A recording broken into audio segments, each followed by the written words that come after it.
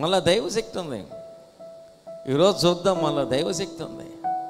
అందుకని అంటున్నాడు కదా, ఎఫెసీయులు అంటాడు, అరే నాయన పిచ్చ పిచ్చగా ఉండబాకండి క్రైస్తవుల ప్రభు నమ్ముకున్న వాళ్ళ, మీరు ఎలా ఉండాలంటే ఎఫెసీ 6వ అధ్యాయం 10వ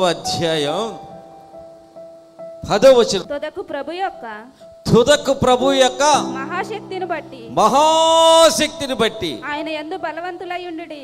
ఆయన యందు ఎలా ఉండాలంట అంత చెప్తున్నాడు. తుదకు ప్రభు యొక్క మహాశక్తిని బట్టి